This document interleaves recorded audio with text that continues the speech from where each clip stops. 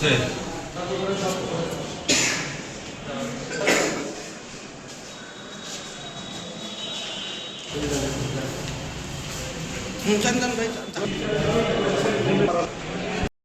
থেকে যখন মানে গ্রাহকের নাম্বার নিয়ে আমরা যখন কল করে যেটা আমরা শুরু করে দিচ্ছি। হ্যালো, আসসালামু আলাইকুম। আপনি কি আমাদের ফেসবুক পেজে কিছু আর্থিক টাকা পয়সার সহযোগিতার জন্য আপনার এই নাম্বারটা যে কমেন্ট করছিলেন স্যার? তো স্যার আমাদের অফিস থেকে কোনো স্যার বা ম্যাডাম আপনাকে কেউ কখনো কল করেছিল? ও আচ্ছা আচ্ছা স্যার, তো আপনি কোন জেলা থেকে কথা বলছেন? ও লালমনিরহাট থেকে। হ্যাঁ ভাই, তো আপনার জন্য আমাদের অফিস থেকে সামথিং 5,000 টাকা আসছে, বুঝছেন? তো এই টাকাটা নিতে হলে আপনাকে একটা নগদ এজেন্ট অথবা রকেট এজেন্ট নাম্বারের মাধ্যমে নিতে হবে। আমাদের বিকাশের সেন্ড মানি লিমিটটা শেষ হয়ে যাওয়ার কারণে আপনার বিকাশ পার্সোনাল আমি টাকাগুলো দিতে পারি না, আন্তরিকভাবে দুঃখিত।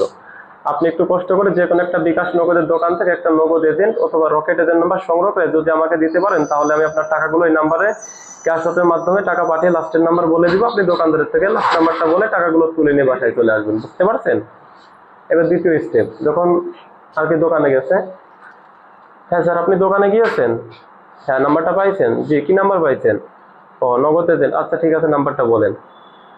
হ্যাঁ স্যার, আমি আজ আপনাকে 5,000 টাকা পাঠাতে চেয়েছিলাম না, আপনার ওই 5,000 টাকার সঙ্গে আমি সামান্য কিছু বেশি টাকা দিচ্ছি। বেশি টাকাটা এই কারণেই দিচ্ছি, আমাদের একটা আপু অসুস্থ, সে হচ্ছে ঢাকা মেডিকেলে কিংবা অন্য কোনো মেডিকেলে আছে, তার টাকাটা আমরা পাঠাইতে পারি নাই, কারণ আমাদের বিকাশের টাকা নেই, আপনিও জানেন, আপনাকে আমি দিতে পারি নাই। তো আপনার টাকার সঙ্গে যোগ করে আমি নগদ এজেন্ট নাম্বারে কিছু অতিরিক্ত টাকা দিয়ে দিচ্ছি। আপনি এখান থেকে আপনার 5,000 টাকা রেখে দিন, আর বাদ বাকি যে টাকাটা থাকে ওই টাকাটা আমি যে বিকাশ পার্সোনাল নাম্বারটা দিব ওই নাম্বারে একটু পাঠিয়ে দিন। আচ্ছা ঠিক আছে স্যার, টাকাটা কি পাইছেন আপনি? হ্যাঁ, টাকাটা আসছে। আচ্ছা, তাহলে বিকাশ নাম্বারটা তোলেন, 0188 এবং নানান কিছু। এবার সে নাম্বারটা নিয়ে যদি সে অ্যাকাউন্টে, দোকানের অ্যাকাউন্টে না যায়, তাহলে মনে করেন যে আমি যে বিকাশ নাম্বারটা দিলাম ওই নাম্বারে কি টাকাটা দেবে। আর যদি অ্যাকাউন্টে ঢুকে পড়ে আর যদি মেসেজ দেখে ঠিক করে ফরওয়ার্ড মেসেজ, তাহলে আর দেবে না। এই কাজের উদ্বুদ্ধ আমি নিজে নিচ্ছি, কেমন শুনবেন? একদিন মনে করেন যে আপন মানুষের থেকে মানবলিত হয়েছিলাম, ওইটার মুখে বলা যায় না।